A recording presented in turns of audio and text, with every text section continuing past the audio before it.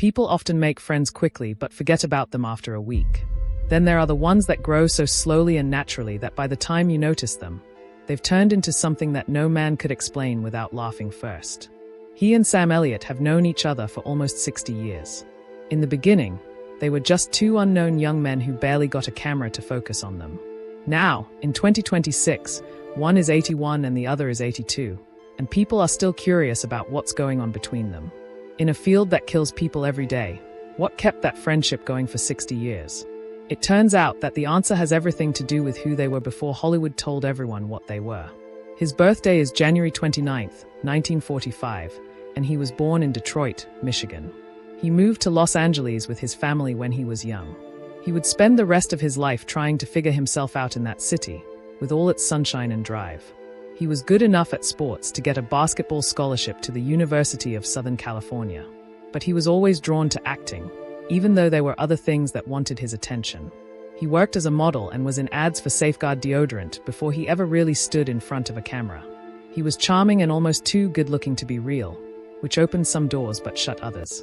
When Hollywood sees a man with a face like Tom Selleck's, they think they already know who he is. Tom insisted quietly for years that it wasn't true. The 9th of August 1944 saw the birth of Samuel Pack Elliott in Sacramento, California. Sam was rougher and harder to put into a category than Tom, who was smooth and college age. When he was young, his family moved to Portland, Oregon. There was something about the Pacific Northwest, its open land and unique sense of silence, that seemed to have stuck with Sam early on and never left. Eventually, his beard became one of the most recognizable pieces of facial hair in American movie history. He also got a voice that was so deep and slow that directors would spend years looking for the right project to use it in. He was just a kid from Sacramento trying to find his place before all of that. More or less, the two men met in 1969. They were both not well known. The business world wouldn't call either of them significant. They both got small parts in Lancer episode 14, which was called Death Bait. Even though they didn't have much screen time and their roles didn't really matter, something else happened on set that day that no script supervisor could have written down.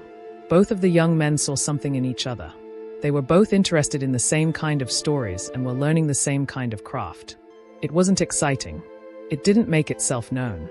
Just the start of the longest friendship either of them would have in the business. Tom still tells the story of his part in that Lancer episode because it shows something important about who he was at the time.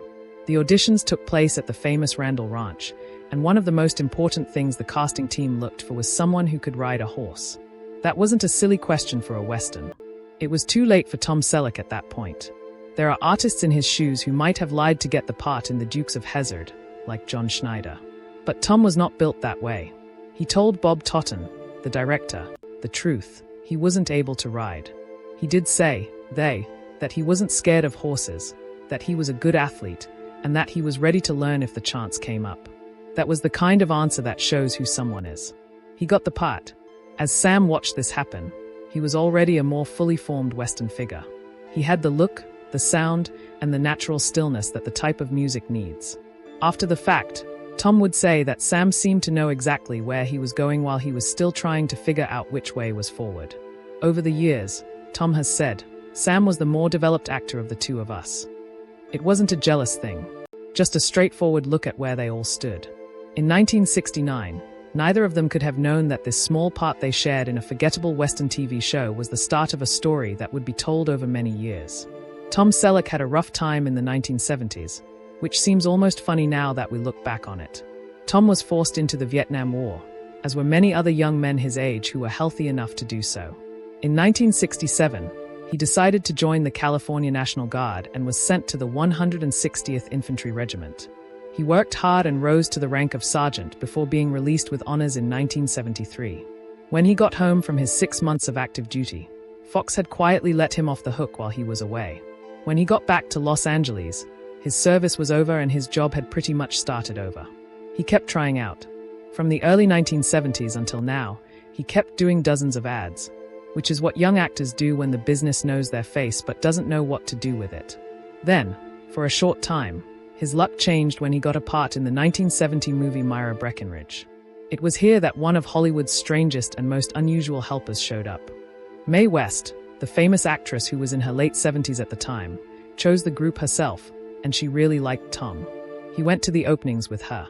In conversations, she talked about him along with Cary Grant. Tom has said that his success might have gone in a very different direction if Mae West hadn't been in it. During those years, Sam Elliott did what he always does. He showed up, took the work seriously, and built something piece by piece. He was on the show Gunsmoke. He took on parts wherever he could find them. His patience was the kind that can only come from someone who really believes in what they are doing. After that, something changed in 1979. Tom and Sam were cast together as two brothers in The Sackets, a TV movie based on the books by Louis L'Amour. It was the first time they had played characters together, not just shared a set or worked on the same show. For the first time, they had to make something happen between them on TV. And what people saw wasn't two characters acting like they were in a relationship. Two men already had one. There was clear and instant chemistry between them. It was seen by critics. It was seen by the audience. 3 years later, in 1982, the same team brought them back for The Shadow Riders, another adaptation of a work by L'Amour. This time, they played brothers who fought on opposite sides in the Civil War, Sam for the Confederacy and Tom for the Union, and had to work together to save family members who had been kidnapped. Tom's character saves Sam's from being lynched in the first scene. Even though they haven't seen each other in 10 years and were meant to be enemies because of the war, the brothers just move on. They ride their horses. There are still people who talk about those two westerns.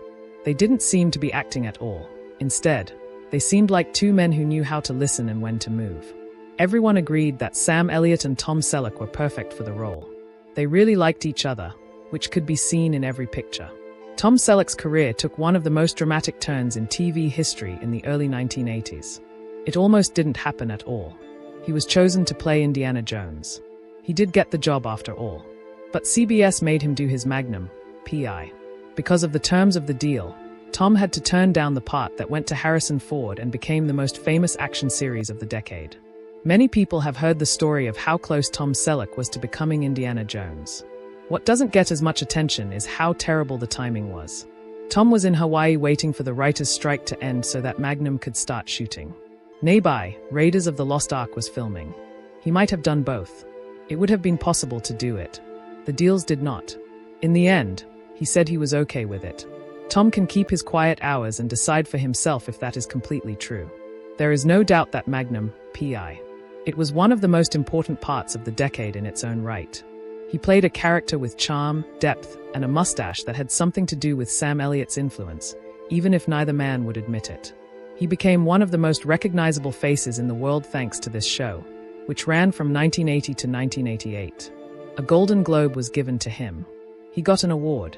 He set the standard for a certain kind of male warmth. He was smart, funny, and not totally at ease with how good-looking he was. During those years, he also almost got the TV job on Baywatch, which was supposed to be his next job after Magnum ended. He did well. David Hasselhoff got the part. Tom went on to make movies instead. One of his favorite roles was in the Western Quigley Down Under, and he has talked a lot about wanting to do more work like that in recent years. While this was going on, Sam was making a resume that had its own form. Roadhouse in the year 1989. The role of Virgil Earp in the 1993 movie Tombstone was played by his friend Kurt Russell. Sam played a stoic narrator in The Big Lebowski in 1998. He brought the movie's strange world back to Earth in some way. Each of these jobs added something to the mythology that Sam Elliott was making up about himself. They did this without making big moves, but by building up a body of quiet, trustworthy authority. Throughout it all, the two guys stayed close to each other. The business is big, but the world of working Western actors is small. Tom and Sam kept coming back to the same talks, the same love of the same type of story, and the same idea of what it means to take this job seriously and for a long time. Sam Elliott did something in 2021 that changed how a new group of people saw him. He joined the cast of Taylor Sheridan's Yellowstone prequel 1883 for Paramount Plus, where he played Shay Brennan, a former soldier in the Civil War who became a Pinkerton agent and led wagon trains of immigrants across the dangerous American wilderness. Sam had played a bigger, more complicated role in years, and he played it with the weight of someone who has spent 50 years learning how to carry a character without looking like they are trying too hard. Tom saw it happen from his role as Police Commissioner Frank Reagan on Blue Bloods, where he had been for 14 seasons. Reagan is the aged head of a police family in New York City.